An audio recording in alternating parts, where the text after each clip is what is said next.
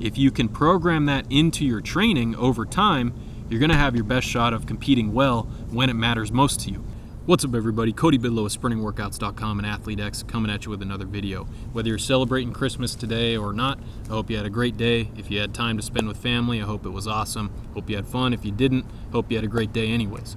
Now today, I'm doing an acceleration workout, but I wanted to modify things a little bit because I've noticed that sometimes when I film myself from the front, I'll deviate from sprinting in a straight line, and if I'm going, 45 degrees this way before I go straight down the lane, I'm running longer than I need to. And if I run a longer distance, I'm gonna run a slower time. So why do that, right? So today I got these cones set up. I got them about 1 foot in on each side of the lane. So the lane that I was running through for the first 5 meters was about 2 feet more narrow than what I typically run through. So this gives an environmental constraint that allows you to not have to think about running in a straight line, because typically as we sprint, we don't want to be thinking about too much. You might work on one cue at a time. You might have one thing that you're thinking of. You don't want to be thinking of 20 different things at once, because that's just going to make you run slower. So you can use something like this to give yourself an environmental constraint that will allow you to modify what you're doing without having to think about it. So got the cone set up, like I said. I started with some 10s, then moved on to 20s.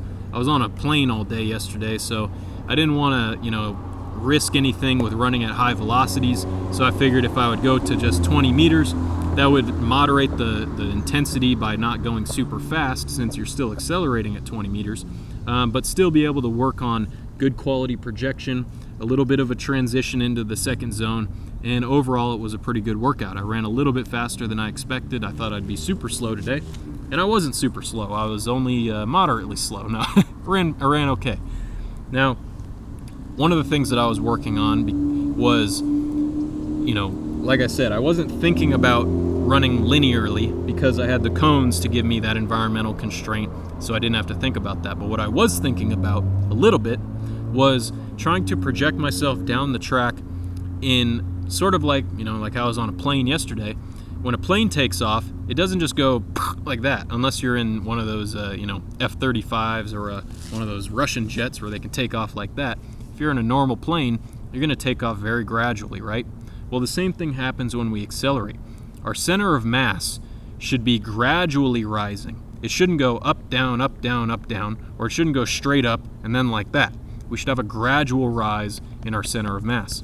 The goal of early acceleration should be to have lower flight time, so meaning you're spending less time in the air and a little bit more time on the ground, so that way you can create a lot of force, you can direct the force in the proper direction, and you can build up momentum throughout acceleration.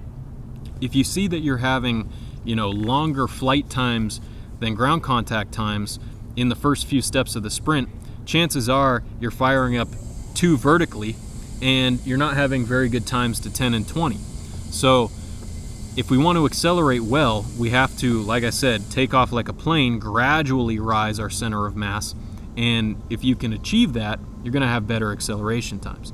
Now, another thing is, it's one thing to be able to, execute a skill in practice when you're by yourself in an empty lane with nobody around.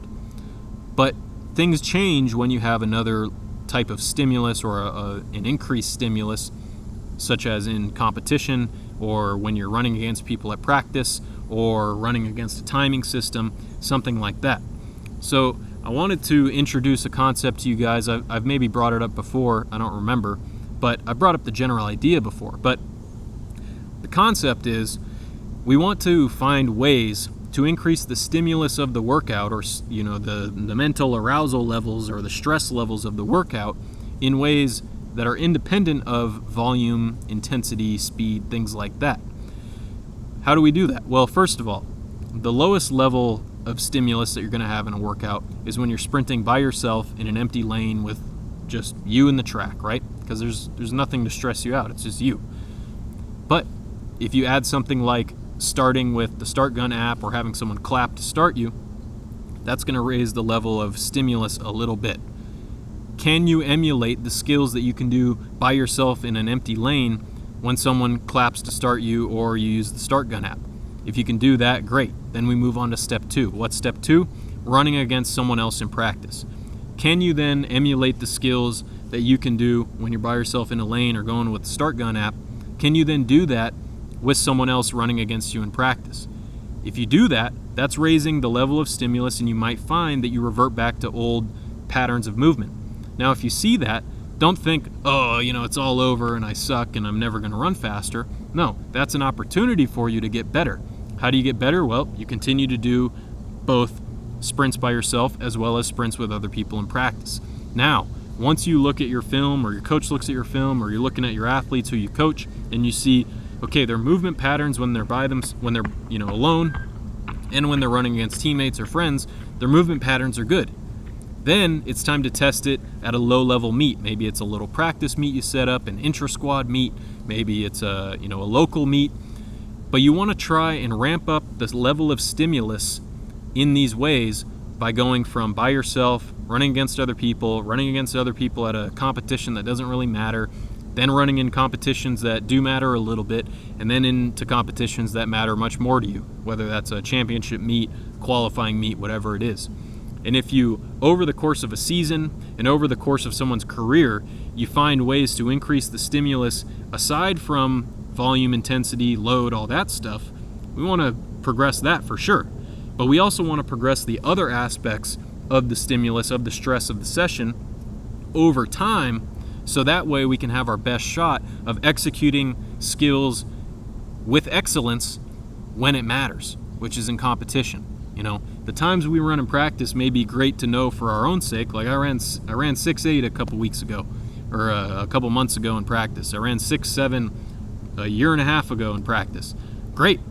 But if I can't do that in competition, then what does it matter? I mean, it's cool to know that I can do that, but if I can't replicate that in competition, I'm not having the most success that I'm capable of. So to be as successful as possible as you can be, to see your ultimate potential, whether that's running 11.0, 10.0, setting a world record, whatever you're capable of, for you to see the best quality competition and the best quality skill execution that you're capable of, over time, you got to find ways to ramp up the stimulus that is independent of those volume, intensity, and load type metrics.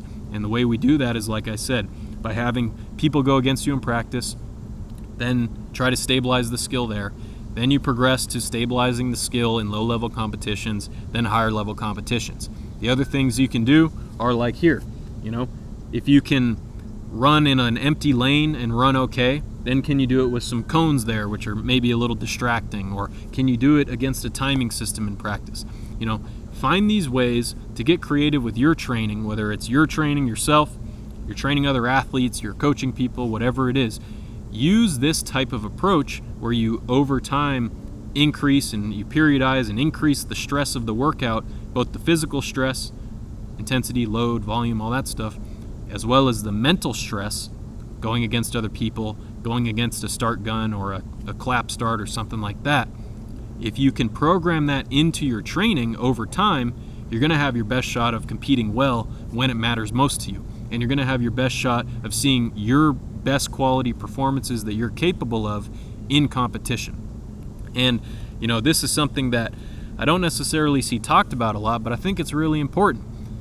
If I'm not able to replicate the skills I can execute in practice at a local low-level meet, how would I ever be able to do that at a championship meet or some, qualifying meet, right?